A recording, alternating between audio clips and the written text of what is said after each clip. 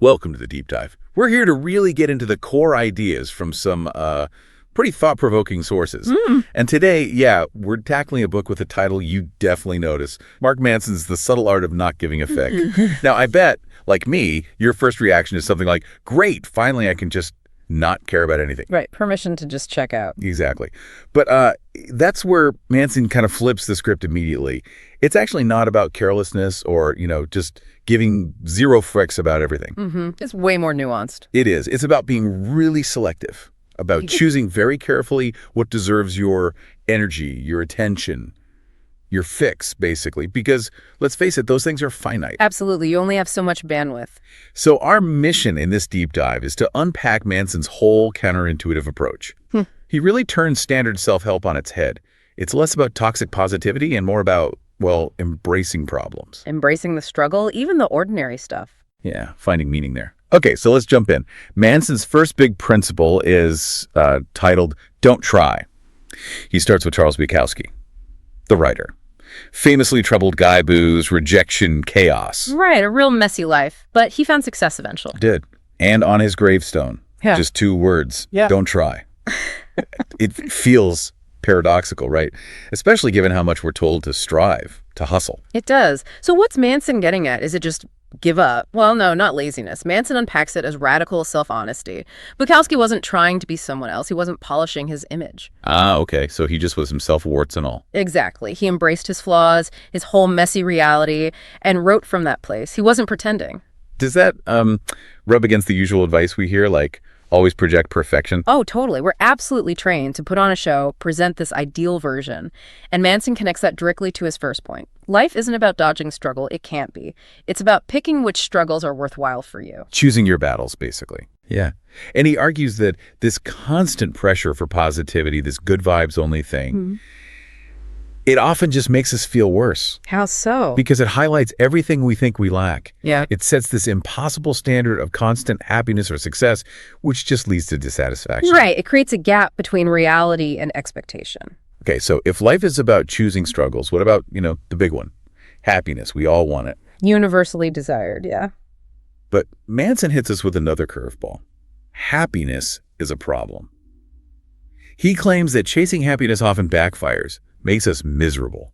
How does he even justify that? It sounds wrong. It sounds totally backward, doesn't it? Yeah. But his logic is pretty compelling. He says happiness doesn't come from no problems. It comes from solving problems. So life is just a series of problems. You solve one, another pops up. Money, relationships, health, whatever. It never ends. So you can't eliminate them. Exactly. The real skill, Manson argues, isn't avoiding problems. It's getting better at choosing which problems you're willing to engage with. Choosing better problems. What does that mean exactly? It means finding problems align with your values. Problems whose solutions bring you satisfaction. It leads to that key question. What pain are you willing to sustain? What struggle are you willing to endure for something you care about? Wow. Okay, so the willingness to suffer for something that actually reveals what you truly value. Precisely. It reframes happiness completely. It's not about a life without struggle. It's about finding meaningful struggle. The struggle itself becomes the source of satisfaction in a way. That's a big shift in thinking. Finding meaning in the effort, not just the outcome. Which brings us to values. In this world where everyone's shouting about being unique, special, extraordinary, social media, motivational gurus. Yeah, the constant hype. Manson just drops this bomb. You are not special. Ouch. That feels kind of personal, doesn't it? It definitely lands like an insult at first, but what's interesting is how he frames it as liberating. Liberating. Think about it. This relentless pressure to be exceptional, it's exhausting. And if everyone is told they're special, then, the word loses its meaning. Yeah, good point. If everyone's extraordinary, no one is. Exactly. So that expectation just sets us up for disappointment, for constantly seeking validation. Manson says true confidence, the real deep kind, actually starts when you accept your ordinariness. Okay. When you shed that burden of having to be amazing all the time, it's okay to just be average. It's a relief, actually. I can see that. It takes the pressure off. So instead of chasing greatness, what? You focus on the fundamentals, like being kind, being reliable, honest, consistent, just decent. Simple things. basic virtues. Yeah. And ironically, Manson suggests it's often by embracing that ordinariness, by focusing on just being a good, solid person, that you might actually end up doing something genuinely meaningful, maybe even extraordinary in its own way. Without even trying to be. Huh. Okay, so choosing struggles, accepting ordinariness. It seems like it all comes down to our core values. Absolutely. That's central to his argument. He has a whole section on the value of suffering, but it's really about how your chosen values define everything. How so? Define everything. Well, they determine the quality of your problems. Think about it. If your top values are, say, superficial things like being popular, getting rich quick, looking good all the time, Okay. then your problems will likely be shallow too. Anxiety about likes, envy, constant comparison, and your happiness, pretty fragile, depends entirely on external stuff. Right, built on shaky ground. But if your values are deeper, like honesty, responsibility, building real connections, learning, humility. The problems might be harder, like telling an uncomfortable truth. Exactly. The problems might feel harder or more complex, but solving them leads to a much deeper, more resilient kind of satisfaction. It's a different kind of struggle, a different quality of life. So choosing what to give a feck about is really about choosing your values wisely. Fundamentally, Yeah. it's about picking values that genuinely matter to you, values that hold up when things get tough. And that ties into another really empowering idea he presents. You are always choosing. This one's big. He says, look, you can't always control what happens to you. Life throws curveballs, but you always control your response. Yeah, that really pushes back against feeling like a victim of circumstance. It does. Can you give an example? Sure. Like, say you lose your job.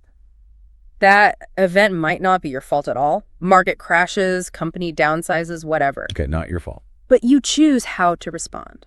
Do you wallow, blame everyone, or do you say, okay, this sucks, but what can I learn? What's the opportunity here? Right.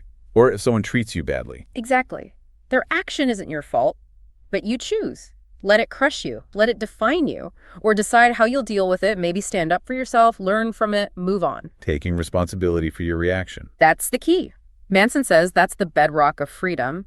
But it raises a tough question for everyone, doesn't it? Where do you draw that line between fault and responsibility? It's not always easy. No, it's not. And he makes that distinction clear, right? Responsibility isn't the same as fault. Crucial distinction. Something bad happens, it might be 0% your fault. But dealing with the aftermath, that's 100% your responsibility. It puts the power back in your hands, even when things feel out of control. Yeah, Liberating, like you said. definitely. Okay, prepare yourself for another potentially jarring one. You're wrong about everything. Yeah, that's a bold claim. He argues that basically humans are kind of flawed thinkers, biased, emotional, so a lot of our beliefs, Right. probably inaccurate. What's the point of embracing that? Sounds depressing. It does sound a bit bleak initially, but he spins it positively. It's not about beating yourself up. It's about embracing it as fuel for growth. Growth. Because I if mean- you accept you might be wrong, you stop clinging so tightly to your current beliefs. You become open to questioning, to learning. Being wrong isn't failure. It means you've learned something new. You've updated your understanding. Ah, okay. So certainty is the enemy of growth. In a way, yeah. Manson suggests maturity isn't having all the answers. It's being comfortable with uncertainty, with admitting you don't know everything and still being willing to act, to move forward. It's a kind of intellectual humility. Which connects nicely to the fear of failure, doesn't it? Yeah. So many people get stuck because they're terrified of failing. Totally paralyzed, waiting for the perfect plan, the perfect moment, which never comes. And Manson's antidote is, failure is the way forward. He flips failure from something to avoid into the actual path. Exactly. He talks about the do something principle. This is so important. Action isn't just the result of motivation. Like, I'll act when I feel motivated. Right. He says action is also the cause of motivation. You don't wait for inspiration. You just start. Do something, anything, even small. And that creates momentum. Precisely. Small actions build momentum, which fuels motivation, which leads to more action. It's a cycle. And failure within that, it's just feedback. Not an endpoint. Not at all. Every failure teaches you something. What didn't work? What could you try differently? Each time you learn, you're actually getting closer to success, not further away. It demolishes perfectionism. So stop waiting, start doing, learn from the screw-ups. Got it. Pretty much. Now, another counterintuitive one. Freedom. We usually think freedom means no limits, saying yes to everything, right? Endless possibilities, open doors everywhere. But Manson argues the opposite. He says real freedom comes from commitment, from the importance of saying no. How does restriction lead to freedom? That seems backwards. It does seem backwards, but think about it. If you say yes to every opportunity, every request, every potential path, what happens? You get spread incredibly thin, overwhelmed. Exactly. You end up committed to nothing, really, just reacting. Yeah. By deliberately saying no to things that aren't aligned with your core values or priorities. You free up resources, time, energy. You got it. You Yeah. free yourself up to invest deeply in the things that do matter. It's about focus. It's about making conscious choices about where your effects go. And he applies this to relationships too, right? Strongly. Healthy relationships aren't about finding someone you say yes to on everything. They're built on saying a clear no to incompatibility, to disrespect, to things that don't work. So you can give a much deeper, more meaningful yes to the right person and the right commitments within that relationship. Precisely. Commitment, choosing what to say yes and no to, gives life structure, direction, meaning it's not a prison, it's the framework. Choosing your fix again. Okay, last one. And it's the big one, the ultimate reality check. And then you die. Yeah, the mic drop moment. It's uncomfortable. Nobody really likes thinking about it. But Manson insists it's crucial for living well. Why? Why face mortality? Because as uncomfortable as it is, he frames it as maybe the most liberating force there is. How? Thinking about death strips away the trivial stuff, all the anxieties about status, possessions, petty arguments, looking cool. They suddenly seem pretty small, right? Yeah, they kind of shrink in perspective. It forces you to confront what actually matters. How are you living? How are you treating people? What values are you actually embodying day to day? Remembering that your time is finite. It's the ultimate filter. The ultimate filter for what to give a fuck about. Exactly. It clarifies priorities like nothing else.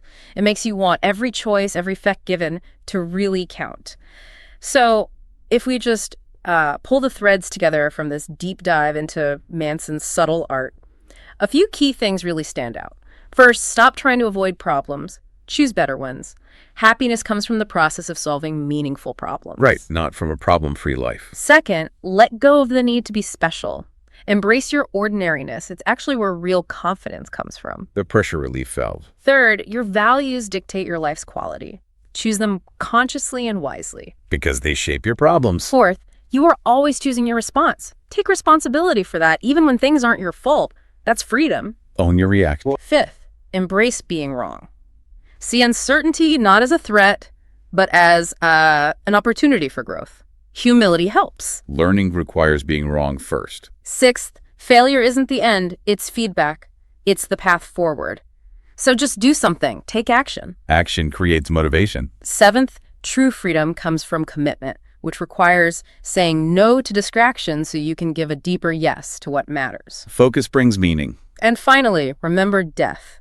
Use that awareness to filter out the trivial and focus on living a life aligned with your deepest values. The ultimate perspective shift. I think part of why this book hits such a nerve, why it resonates, is Manson's tone. Oh, absolutely. It's not preachy self-help. It's brutally honest. It's funny. Yeah, it's profane. But it uses real examples. Yeah. It feels less like a guru talking down and more like a friend grabbing you and saying, Wake up! Stop wasting energy on this nonsense. Exactly. Focus on what actually matters. It's not promising rainbows and unicorns. It's giving you a framework, a mindset for being more grounded, more resilient, and just way more deliberate about where you put your limited attention. Yeah, it really cuts through the usual self-help illusions. Life will have pain, it will have struggle and failure. That's baked in. Manson says that's not the real problem. What is then? The real problem, the real tragedy, is wasting your finite energy, your limited effects on things that ultimately don't matter. Chasing ghosts, worrying about stuff that has no real impact on a meaningful life. Right. And the irony, he points out, is fascinating. When you stop trying so desperately to be extraordinary, when you accept the struggles, when you focus on solid values and taking responsibility, you often end up living a life that feels, well, genuinely more meaningful, perhaps even extraordinary in its own quiet way. Without needing the label. Exactly. So the question Manson leaves us with, and maybe the question for you listening is, after all this, what will you choose to give a feck about?